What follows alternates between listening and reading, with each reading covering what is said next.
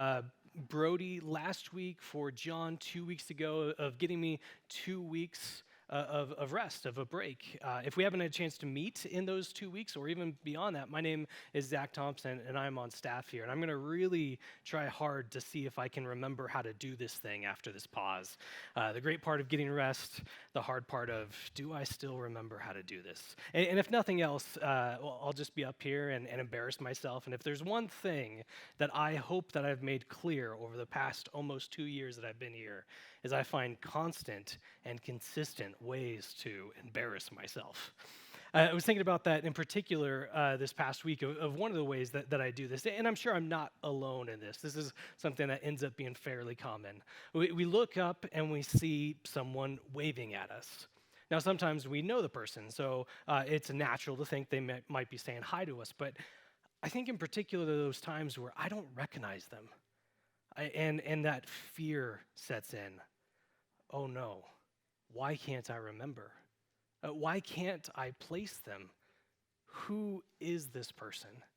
And so to overcome the fact that I'm a terrible person who clearly forgets who people are, I wave to them only to realize that the person next to me who actually does know them is waving to them.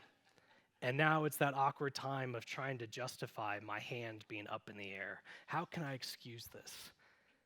I thought as well of a situation that thankfully I've not been a participant in, just someone who laughs at other people who do it. Someone sees a celebrity, and so they run up to him, grab a picture with them, they're excited, they post it, and it's only in reading the comments that the person in the picture, not a celebrity, just some stranger they accosted in the street. And yet in each of these situations, the answer to that question of who are you, well, it saves from some embarrassment of knowing that I don't know them. There's no reason for them to be waving to me. It could save me from trying to wave back to them. Or it could save people from taking a picture with a Tom Hanks who's overweight, balding, and only kind of sort of looks like Tom Hanks. Who are you? It's a question that's been coming up multiple times throughout the book of Luke as we've been reading through this together. Jesus starts his ministry in chapter 4, and people see him doing these miracles in his hometown, and they say, who are you? Aren't you Joseph's son? How are you able to do all this? Jesus then casts a demon out of someone, and the crowd murmurs, who is this one with power and authority? Jesus brings a widow's son back to life, and people are taking guesses. Who is this one? Oh, well, it's clearly this. No, it's not this one, but they're not sure. They're still trying to figure it out. Even Jesus' disciples, those closest to him, when Jesus calms the storm, they say, who then is this that has power even over the wind and the seas? And in chapter 9, where we will find ourselves today, there's the question again. Herod, the ruler over this area that Jesus has been in, he is trying to figure out an answer to this question. Who is this Jesus? There's been murmurings, there's been wondering, there's been people guessing that he is this Messiah. Another word for that is the Christ, this long-awaited one, this expected one who has finally come. We've talked about it multiple times. Israel is an oppressed nation. They've been conquered by Rome, and they see God's provision for Israel throughout the past, and so they're wondering, when will someone come to rescue us? When will someone come to free us? When will someone come to make it so we are no longer oppressed anymore? So they've been asking this question. But it goes further back than that, thousands of years ago to King David. When Israel was at its best, its most prosperous as a nation, well, one was promised to come who would surpass even that of King David. When will he come? But even further than that, it's the hope of all humanity for this person to arrive. Mankind rebelled against God, and pain and brokenness and sin entered into this world, but a promise was given from the very beginning that one will come to make all things new, to make all things right. And so the pleading of every person is, when will this one come? When will the Christ, the Messiah, the expected one arrive? And now we see Jesus doing much of what the Christ is supposed to do. Is he the one? But this is a much more dire situation than just thinking that they're the one and waving to them, or thinking that they're the one and taking a quick picture with them. Because if this is the Christ, well, then that changes everything. But getting it wrong, well, that's disastrous. And we see an answer to that question: who is this Jesus? It's smeared all over Luke chapter 9. It's focused almost entirely on who is this Jesus, answering the question that's been asked over and over throughout this book. And it's such a pivotal chapter here because at the end of it, it talks about how Jesus' mission and focus and direction shifts. And so for us to understand the book of Luke, for us to understand our very lives, we need to leave this chapter with an answer to that question. Who is this Jesus? What we'll see as we read throughout parts of Luke chapter 9 is that Jesus is that expected Christ, the long-awaited one, finally come to make things right. But he does so in a very unexpected way.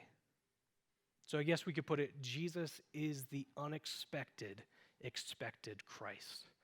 We'll focus on that throughout our time in Luke chapter 9. Jesus is the unexpected, expected Christ. And we see that when the question of who is he is asked directly. Our first passage for the day, Luke chapter 9, verses 18 through 20. Luke chapter 9, verses 18 and 20. It says this: Now it happened that as he, this is Jesus, was praying alone, the disciples were with him. And he asked them, "Who do the crowds say that I am?" And they answered, "John the Baptist, but others say Elijah, and others that you're one of the prophets of old has risen." And then he said to them, "But who do you say that I am?" And Peter answered, "The Christ of God." Who do they say that I am? As you're listening to those that are on the outsides, who do they say that I am? And you see a variety of answers here. Maybe people that they've seen. They saw John the Baptist earlier, now he's dead. Maybe he's been brought back to life. Or they think of the important figures that they read in the Old Testament. Elijah was one who's supposed to come to announce that the Christ is near. Or people that they thought of prophets of old. They're trying to conceptualize who is this one, but Jesus then turns the question, who do you say that I am? And Peter gets it correct. You are the Christ of God. We talked a little bit about that expectation of the Christ coming, and it's one that I think we can all feel. It's hard to put ourselves fully in that first century of why are they so desperate for the Messiah, for the Christ, to have someone come and make things right.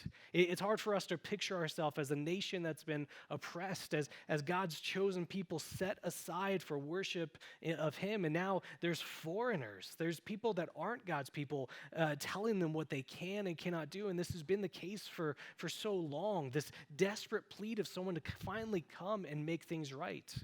But then the thought of what Israel used to be, for someone to come and put Israel back on the map, to bring prosperity and goodness, for it to be a thriving nation again, instead of sputtering as it goes from foreign oppressor to foreign oppressor. It's hard for us to imagine the desperate plead that grows from being oppressed for someone to bring hope again. But at least we can conceptualize the need for things to be made right. That we too can look at this world and wish for something more. That we too can look at this world and see things that just aren't the way they ought to be. That we too can wish for there to be restoration, the renewal of all things. This desperation for someone to come and make things right. I think we can sympathize there. We can understand this desire for the Christ to come. And Peter announces he has. You are he. These other people are murmuring. They're trying to guess at it. Some are guessing correctly. Some are guessing in different levels of outlandish options. And yet he turns the question to his disciples, who do you say that I am? In fact, it's a question that gets turned to every person. who do you say that Jesus is?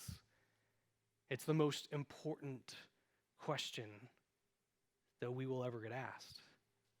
Now, we ask and we are asked a variety of very important questions. Where will I go to college? Will you marry me? Should I do this job or this job? Would you like soup or salad? How we answer all of these questions completely changes the trajectory of our lives. And yet, alone all the questions that we ask to try to understand those lives, what's the meaning of it? Does what I do have any sort of significance or meaning? What's the purpose of all of this? We ask these questions, and they're really important questions for us to understand, and yet they pale in comparison to that greatest of questions. Who do you say Jesus is? Because if we say he is that long-awaited Christ who's come to restore all things, well, that informs how we answer these other questions. That informs how we understand all of our existence, all of our purpose, all of what we value. And yet the importance of the question isn't in what we generate as an answer. Like maybe we get the titles right or part of him, or we think of the parts of him that we like. Do we like his teaching? And so that shows up in our answer. Do we like some of the morals that he talks about? Do we like the thought of having hope and Jesus might bring us some hope? Do we like what he might add to our lives? Do we like some of these stories that we have of him? Do we like the thought that there being more to life than just what we see on the surface? No, our answer to the question isn't anything that we generate. It essentially boils down to this. Do you say Jesus is who he says that he is? It's not enough to get the titles right or to like parts of him or to affirm aspects. It's do we say he is who he says that he is? These people are murmuring, they're trying to guess at it, and that's the wrong answer. Peter says you are the Christ, and yet Jesus goes on in the passage to tell us exactly what that means. It's not enough to get the title right. What does Jesus say that means? Let's pick it up in the next section. Luke 9:21. Peter just said, you are the Christ of God. In verse 21, this is Jesus, strictly charged and commanded them to tell this to no one, saying the Son of Man must suffer many things and be rejected by the elders and chief priests and scribes and be killed, and on the third day be raised. Peter says, you are the Christ, and Jesus responds by saying, that's exactly right. Good job. No, he doesn't. He says, tell this to no one.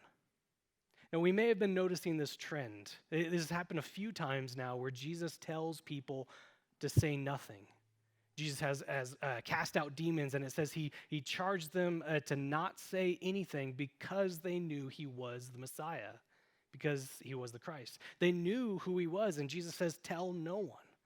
Why? Jesus heals people, and then he tells them, don't tell this to anyone. Why does Jesus keep silencing people? This is good news for all people. That's what we're seeing the book of Luke is all about. Why is Jesus stopping the good news in its tracks? Well, again, I think we need to go back to what those expectations of the Christ were. This long-awaited one, this one who's going to come and make things right. Some of the expectations started to shift a little bit of the Christ is going to come and make Israel free from Rome. The Christ is going to come and fix our problems. The Christ is going to come and make things in my day-to-day life better. This idea that the Christ was going to come and solve problems in lives took the focus and the foreground. That the things that they came across, these projects that they had, these ideas, that's what the Messiah was going to come and fix. And we too can fall into that trap. You know, our lives would be so much better if this person was in office. Our lives would be so much better if our state had this law. My life would be so much better if I had this thing or if it was different in some other way. That's just only true and lasting place of having hope, the only true and lasting place of having anything good in our lives is from Jesus. Our lives would be better if we were more like Jesus. Our lives would be better if more people knew Jesus. That's the only true and lasting place. And yet we can fall victim into thinking that the things that we come across, the aspects of our lives, the things that we wish were different, that's what Jesus is going to fix. No, Jesus changes everything. He's the Christ who's come to bring us closer to God in better relationship with him. So the expectation of what the Christ was going to do, it became so small that he was going to fix problems on this earth rather than fixing the greatest need that we have, which is sin, which is separation from God. That's what the Christ has come to do. So they had this smaller picture of what he was going to do, of what the Christ was to accomplish. Another aspect of that is that while the Old Testament says what the Christ will do, Jesus has come to fix this greatest of problems first, to bring us into relationship with God, to free us from the bondage of sin, to help usher in God's kingdom. And yet, having all kingdoms under his submission, well, that hasn't happened yet. It will occur in Jesus' second coming.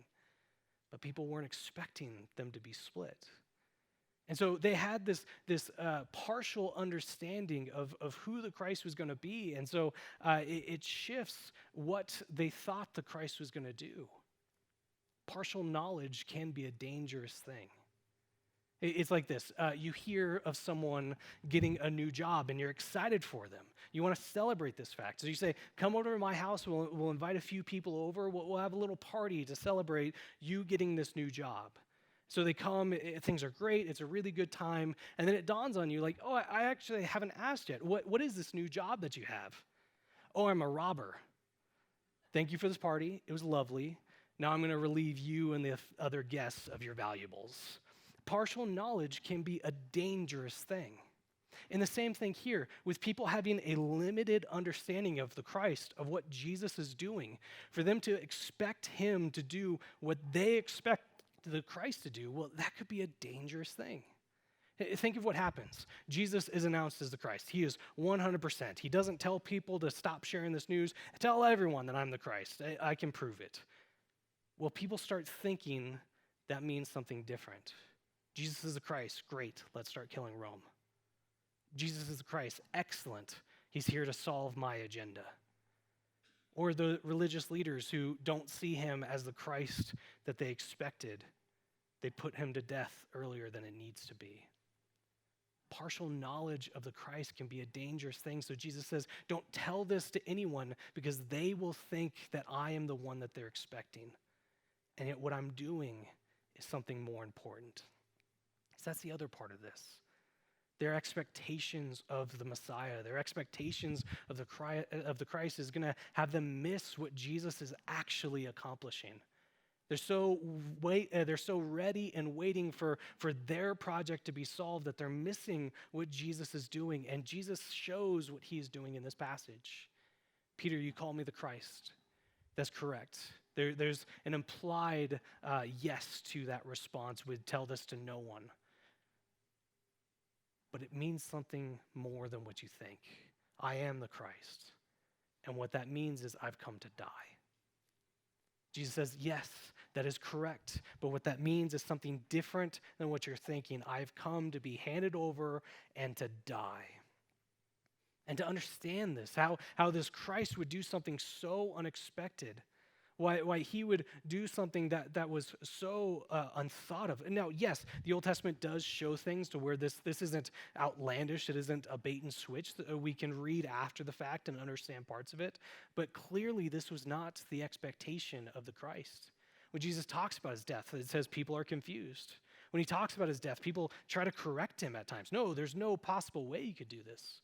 When he's on the cross, he's mocked because clearly he can't be the Christ if he's being treated in this way. And yet Jesus shows us for him to be the Christ, this is exactly what this means. And I think we get this pretty vividly in another part of Luke chapter 9. It's this really fascinating, bizarre, and complex account that we call the Transfiguration. Now, I do not have the time to do this justice, so I'm going to read through it inappropriately quickly, and as we're reading it, I'll just make some notes as we go. This is Luke 9. We're going to jump down to verse 28. Now, about 8 days after these sayings, so I'm going to pause right there, first note. Luke is connecting these to everything that we just read. Who do they say that I am? You're the Christ of God. And what the Christ means is I've come to die. Luke is saying, read this account, the transfiguration, with that part in your mind. This is going to help us understand what it means that Jesus is the Christ. It's going to help us understand who he is and what it means that he has come to die. So about 8 days after these sayings, this is Jesus, took with him Peter and John and James and went up on the mountain to pray. And as he was praying, the appearance of his face was altered, and his clothes became dazzling white. These are images that we see elsewhere of the heavenly, of God's realm coming into contact with earth.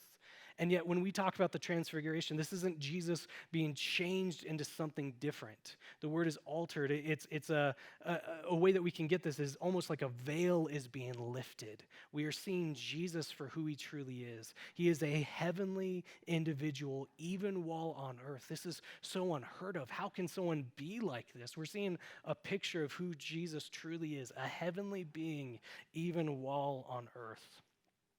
Verse 30, and behold, 2 men were talking with him, Moses and Elijah, who appeared in glory and spoke of his departure. This is Jesus' death and what he was to accomplish at Jerusalem. So we have Moses and Elijah here, these 2 very important individuals in the Old Testament. They represent the law. Moses gave the law, and the prophets. Elijah was a prophet. So essentially what we have here is all of the Old Testament can be summarized as the law and the prophets. All of the Old Testament is confirming and pointing to and affirming all that Jesus is about to do in Jerusalem. All that Jesus is about to do in his departure and his death is pointing for that and affirming that. Verse 32, now Peter and those who were with him were heavy with sleep. And when they became fully awake, they saw his glory and the 2 men who stood with him. And as the men were parting from him, Peter said to Jesus, Master, it's good that we're here. Let us make 3 tents, one for you and one for Moses and one for Elijah, not knowing what he said. Now there are thousands of people guessing as to what Peter is trying to do in this.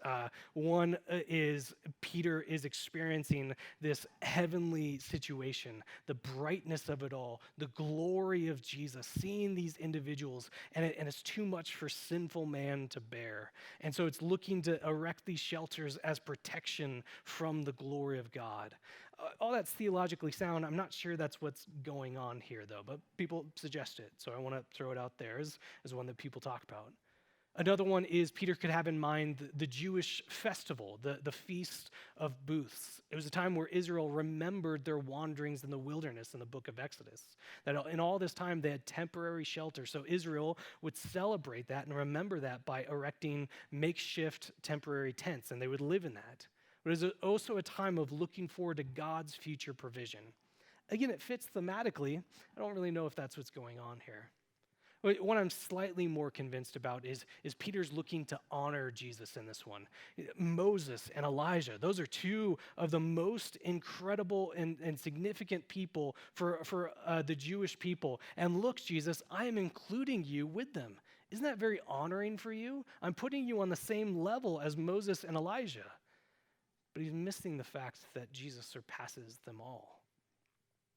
What I think is probably more important in this one is Peter realizes that this is something that's never happened before. The glory of God made manifest here, seeing Jesus for who he truly is, a heavenly being while on earth, seeing Moses and Elijah pay homage to him, affirming what he's about to do. Wouldn't you want to prolong this? Wouldn't you want to continue to experience this?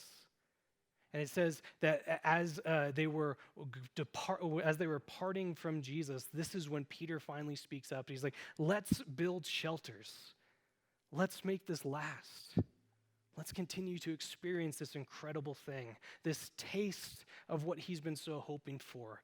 God's glory on earth. Things are so good. Things are restored. Things are shown for what they really are. God's presence is here. Let's make this last. And yet if he does this, then Jesus doesn't go to Jerusalem. He doesn't depart. He doesn't bring the glory of God to all places, not just a mountaintop. Regardless of what answer we go to as to why Peter suggests this, we're told that he misses the mark here. It says, for he did not know what he said. He speaks out of turn. This was the wrong thing to say. Verse 34. And as he was saying these things, a cloud came and overshadowed them, and they were afraid as they entered the cloud. And a voice came out of the cloud saying, this is my son, my chosen one. Another way to put that would be my Christ, the one you've been waiting for. We started this with the question of who is Jesus? The book of Luke has been asking this question time and time again, and now we get a definitive answer. This is my son, the Son of God, the Christ finally come. Listen to him. And when the voice had spoken, Jesus was found alone, and they kept silent and told no one in those days anything that they had seen. Jesus is the Son of God, the Christ of God. And what that means is not that we get to try to understand or we get to say what that title means, that he has come to fix these problems that I think that I have or these understandings of what the Christ might do. No, he is the Christ. He is the Son of God, which means he has come to die. This is what Moses and Elijah are talking about, his departure, what he will do in Jerusalem. This is what Luke wants us to have in the back of our mind. He is the Christ. What that means is he will be handed over, he will die. We have to understand that as the backdrop for the transfiguration. And yet we see this glorious moment. The veil is lifted. We see Jesus as this heavenly being. We see him as the one who's been waited for. Why is there talk of his death? We see this incredible moment, this foretaste of what God has promised to do, to bring his glory, to bring his presence, to bring restoration, to show the true heart of things, not to be obscured by the sinful world anymore. We finally see it on this mount. The cries of all people everywhere is for restoration. It's finally here. Why is there talk of his death? Why is that the focus in this most glorifying of moments? I really like this quote from Joseph Hall. He was a bishop in England in the 1640s. Believe it or not, I need to modernize a little bit of the language for us, but I like that he what he says here. It's a little bit of extended quote, but I don't care. I just liked it too much. He's asking that very question. In this most glorious of moments, why is the focus on Jesus' death? He says, a strange opportunity in his highest exaltation to speak of his sufferings. When his head was shining with glory, to tell him how it must bleed with thorns. When his face shone like the sun, to tell him that it must be spat upon. When his garments glistened with that heavenly brightness, to tell him that they must be stripped and divided by the soldiers while he's on the cross. When he was adorned by the saints of heaven, to tell him that he must be scorned by the worst of men. When he's seen between these two saints, Moses and Elijah, to tell him that he must be seen between two criminals. In a word, in the midst of his divine majesty, to tell him of his shame. While he was transfigured on the mount, to tell him how he must be disfigured upon the cross. In this incredible moment, God's glory there, seeing Jesus for who he truly is. How can we talk about something as terrible as his departure, of what he will do in Jerusalem? Because this is who he is. The God who says, this is my son. What it means is that he has come to do all that he says he's doing. To be the Christ means that he will go and die this death that ought to be ours, despite being this heavenly figure that's on earth that no one has ever seen, and yet the world has been utterly waiting for. The transfiguration helps us to understand that as people look at the cross of Jesus, how can we find hope there? How can we be united around something that's so dreadful? How can we see the death of a man as something that's good for us, that's good for the world? Well, it's not because after the fact he finally showed them, well, this is what it all meant. No, before that, we see this little taste of the future when God's glory has finally come. This taste of who he truly is as a person. And that isn't being changed. That Christ, this heavenly being, has come to do something that we desperately need. More than parts of this world being fixed, he's come to fix the deepest part of it. That's in all of us, that's in all things. The Christ has come. That is who Jesus is. We said that answer to that question of who is Jesus is the most important question that we are asked. And it's such an easy question to answer. Is he who he says he is? We don't need an essay format to respond to that question. It just takes one word. That word is yes. Acknowledging all that he says he has done. He is the Christ who we've been waiting for, who's come to die a death that should have been ours, to bring us into new life with him. That he is this perfect heavenly being who has never done wrong, and yet he bared a weight that was ours for us.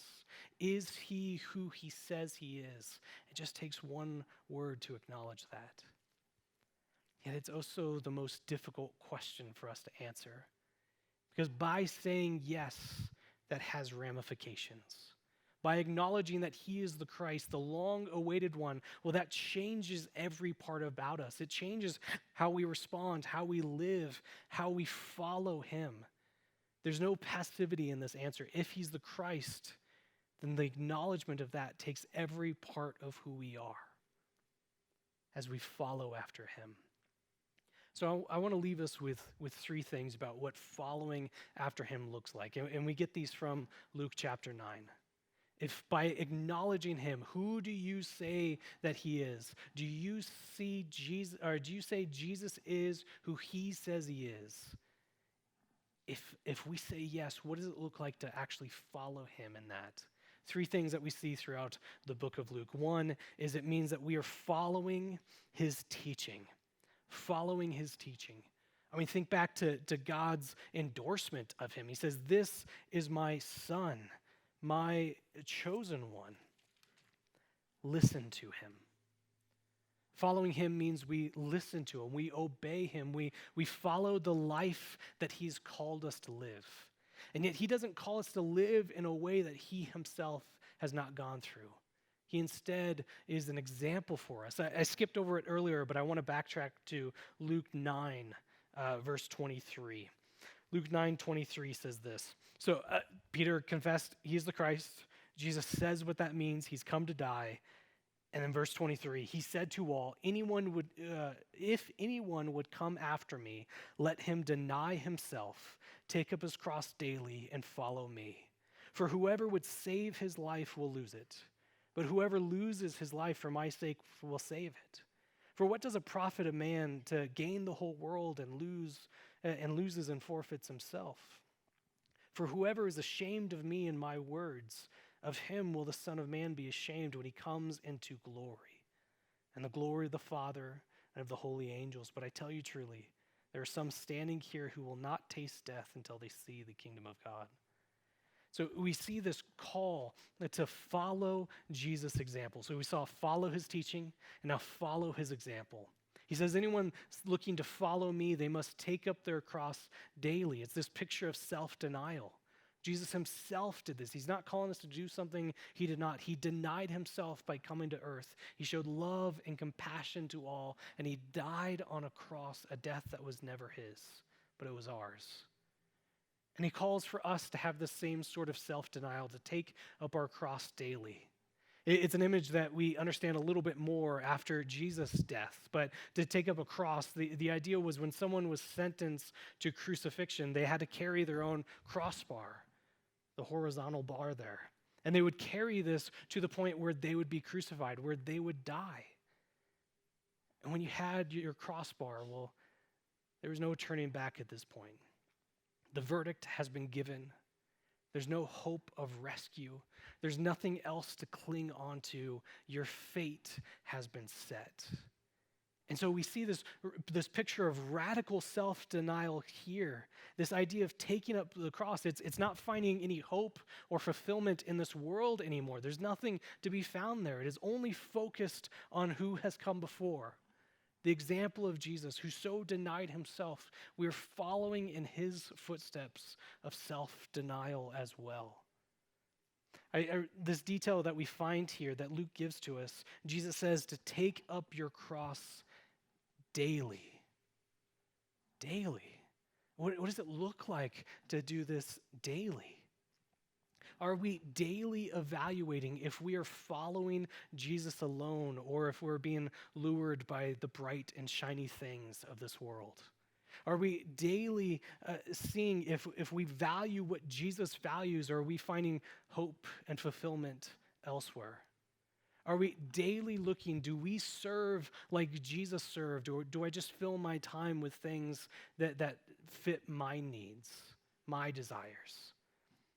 Are we daily centering our time around Jesus, or is he just a part of my life that I stick on occasion? Are we daily doing this? And this is so vital because every day provides new obstacles, new challenges, new temptations, new ways to take control of things that aren't ours to control. And yet the beauty of this is that each day comes with new mercies, new grace, new reminders of the beauty of Jesus and the superiority of following him. And yet this life that we're called to, the self-denial, it says if anyone wants to save his life will lose it, but anyone who loses his life will save it. What is it gain a man to gain the whole world? What does it profit man to gain the whole world? Like, this is so counterintuitive to us. To deny ourselves in this way, it seems like such a silly way to live. Well, I think of 1 Corinthians 1, verse 18, which I'll read for us. You don't have to turn there if you don't want to. It says, "For the word of the cross is folly to those who are perishing." Yet to those who aren't trusting in Jesus, to those who do not say that he is who he says that he is, this self-denial, this way of living, the cross itself, well, it's the stupidest thing of all time. But, to us who are being saved, it is the power of God. This thought of denying ourselves, this thought of following Jesus, this thought of trusting in him, this thought of seeing him as the Christ, of saying yes to do you say he is who he says he is, of answering that question of who is Jesus. It looks so foolish to those around us. It looks so foolish if there is no Jesus. And yet because there is, well, it's the only way to live. We follow Jesus. We follow in his teaching, we follow his example, and then finally we follow him into glory. I love the detail that's given. Moses and Elijah are in glory as well. This time on the mountain, it's this foreshadowing, this little taste of what the future will bring to us. It is a time of restoration, of peace, of power, of life, of hope. And what we see on this mountain, this little picture of it, what is as well, it's a promised eternal reality. The restoration of things has come.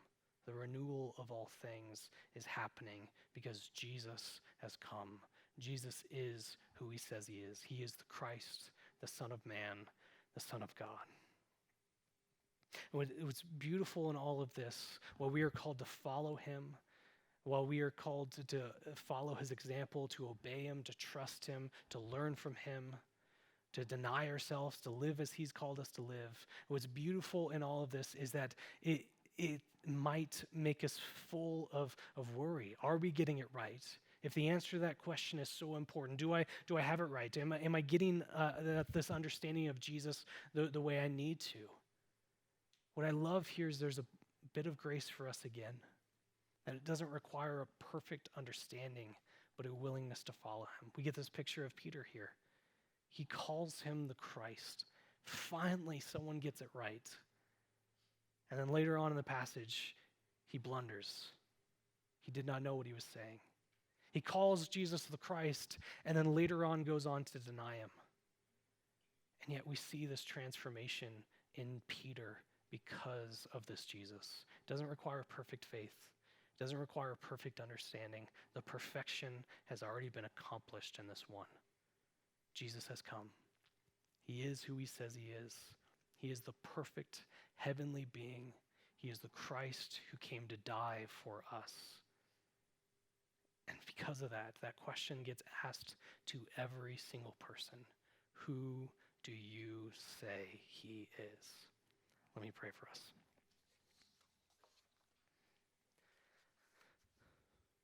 Father, we are so grateful to have your word written for us, written for people in so many languages, at times difficult to understand and yet so clear. So we ask this question, who are you? It's one that's been asked throughout this book. It's one we answer with our life and our decisions, with our words, and yet you show us exactly who you are. We are grateful for your teaching, your instruction, your guidance as we are figuring out what does it mean to follow you? What does it mean that you have come? What does it mean that you have died? You show us in your words, you are the Christ, the Son of Man who's come to die. You show us in your stories that you are the exalted one in glory on the mountain, telling us that this is who you are. And this is what you've come to do. Let us continue to follow you, follow your teaching, to be shaped and guided by you, because it's only in you do we find life and fulfillment and hope and restoration. We follow your example of denying ourselves. So often we are sidetracked by things that we think are valuable or will give us hope, and they fall short. So let us focus solely on you. So we wait the day that we follow you into glory, when all things are made new, when hope is not something needed, because it's something that's realized. So it's to you that we pray. Amen.